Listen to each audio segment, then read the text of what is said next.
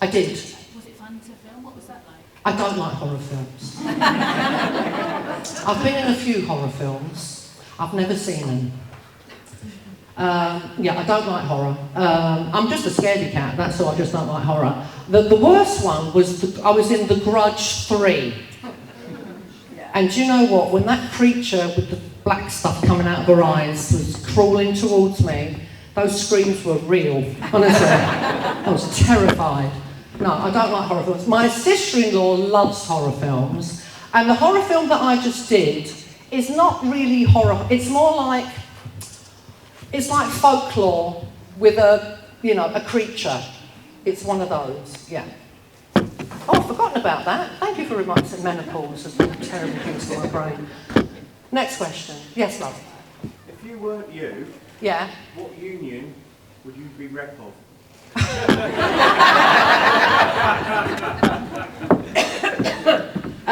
Which is the most radical one? The Teamsters in America, yeah. That's actually, I actually was asked if I would like to go and represent equity at the TUC, so that would be my cup of tea, yeah, that would be my cup of tea. If I had known when I was young how political I was going to be when I got older, I might have gone into politics, actually. Yeah, because I am that person who writes letters to the newspaper. What, emails now? And actually goes, and writes letters to a local MP and Bridget Phillipson and all those people. Oh, they all get letters from me all the time. Yeah. So, yeah, I'm that person. My next door neighbour's like, what did you put in the comment section of the Times today, Marina? Yeah. You have to get involved. You can't just be a big mouth, right? If you're going to express an opinion about things, you better have the actions to back them up. And there are certain things that I do because I have principles, and I know that not a lot of people in my business have principles, but people, even before I left America, I would not set foot in any state that was limiting women's reproductive rights. Right? You have to. You have to. And I know my agents are all, I'm losing so much money. I am, by not going to those states. But I can look at myself in the mirror and thank you, God, the universe, whatever you believe in, that I can afford to pay my bills, I can afford to buy a frock every now and then, and I can afford to go on holiday. What else do I need? I don't need millions. Got no one to leave it to, right? I said to my brother recently, Steve, you've done very well for yourself.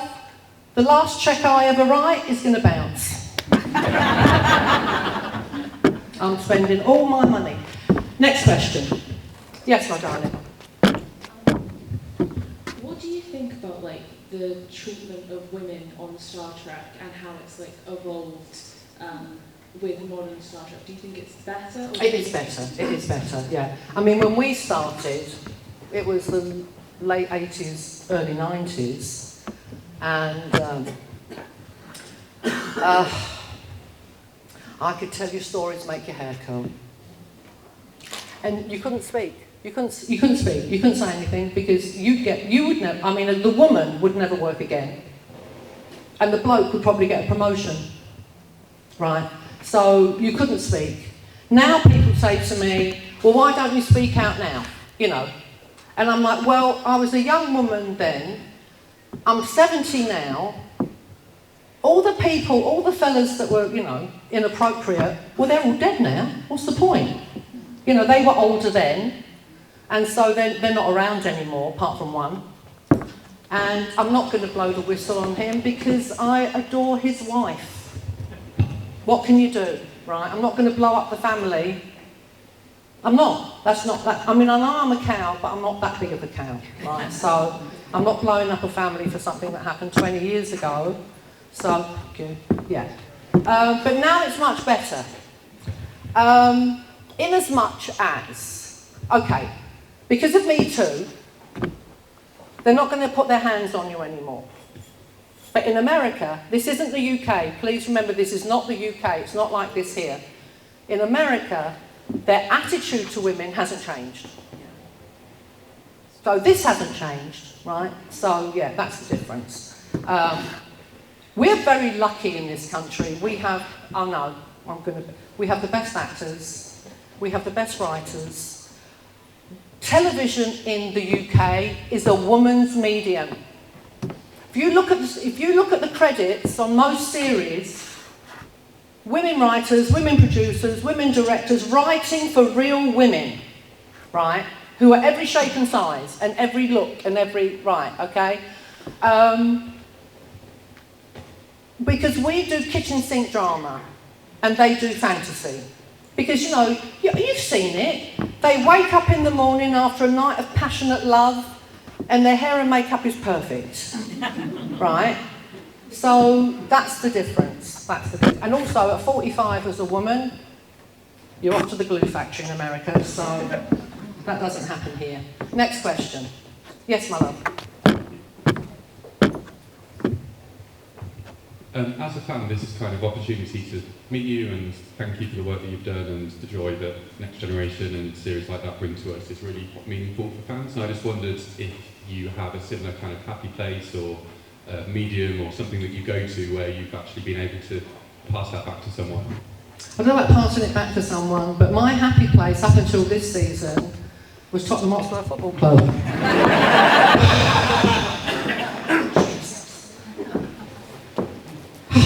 See, I said it and I got instantly depressed. I've been a fan since 1966. It was like a confluence of things. So we won the World Cup in '66, and I went to an all-girls school in Tottenham. Well, when you go to an all-girls school, you have to find the nearest boys, and the nearest boys were at THFC, 2 miles down the high road. So we were the girls. We had the football girls at school, not the played football, that watched football. Because, did you know that when I was at school, girls weren't allowed to play football? The FA had banned girls from playing football. So we had a hockey field, we had tennis courts, we had a swimming pool, netball courts, but no football. We couldn't play football. So yeah, it was. We were the girls hanging around the ground, and I'm friends with football people will know. I'm friends with Gary Mabbott, right? Captain of Tottenham in England, MBE, and he took me into one of the Swish, hospitality boxes. Actually took me into Daniel Levy's box last season, and I re-met Martin Shivers and Pat Jennings. None of you know what I'm talking about. He does over there, the Gooner. He knows what I'm talking about. And what's that? Beat Chelsea in '67. I haven't beaten them since, mind. Anyway. And Man United, Pat Jennings scored a goal from this. I know, well, we've had 2 goalkeepers that scored goals, because Paul Robinson scored a goal for Spurs as well. Anyway, so there was Martin Shivers, and he's just passed, God rest him, and Pat Jennings. And of course, I'm done up like a dog's dinner to go and watch a football match, because I'm going to be in the posh box, right? And of course, because they're footballers, when they saw me, they're hello, Marina, is it? Hello. And I was like, oh, don't tell them, Marina. You've met them before when you were like 16 years old because you were hanging around the ground, right? But I have to say, ladies, Pat Jennings still looks amazing. Talk about silver fox. Whew. Anyway, enough of that, I'm getting all hot and bothered. One more question, and then I've got to go. Make it a good one. There you go.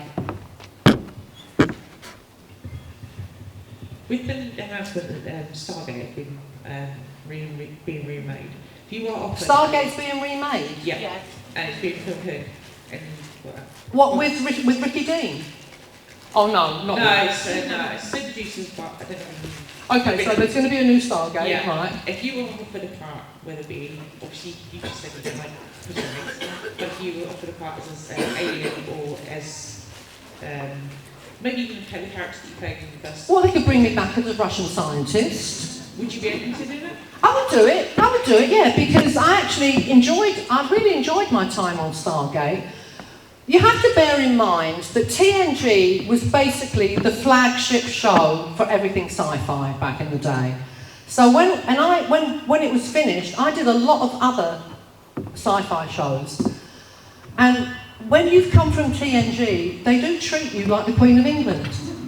They treated me so well, and Amanda and I got on like a house on fire. Ricky Dean and I recently ran into each other, and we were like, I said to him, so Ricky, you what, Marina? I went, so we were both married at the time, and he went, yeah. I said, if we hadn't been married, you'd have been toast. So he went, right, okay. Yeah, so no, I would do it, because that would be kind of interesting to go back to the same character a long time later. Although, when I got the job, they went, you've got to be Russian. I went, that's fine, I can do Russian. So I went in, I did my Russian accent, and the producer comes up and he goes, Marina, could you tone down the Russian a bit? You're a bit too Russian. I'm like, right, got it. So that's, I have to be honest, I've only ever done one project where the person I was working with was so appalling, and I'm not going to say who it was because they're still around, who was literally so appalling it was miserable. Absolutely miserable. But one job in 50 years that was horrible, that's pretty good going, I think. I think I've had a very blessed life.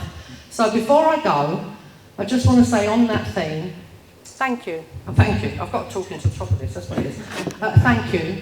Because I think sometimes people in my business forget that you don't become successful in a vacuum. When you're in show business, you become successful because people watch you, because people turn on their TV sets, or they go to the pictures and pay a ticket, or they go to your concert or whatever it is, right? So everything you achieve in your life and all the perks that come with it, you owe to those people.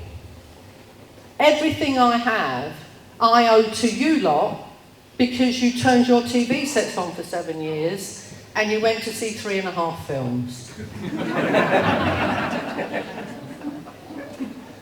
You could have supported Nemesis a little bit more. That's all I'm saying. So, thank you. Everything I have in my life, I owe to the fans. And if I ever forget that, you have my permission to punch me in the face. Okay then. So, have a wonderful rest of the day, and thanks for coming to see me.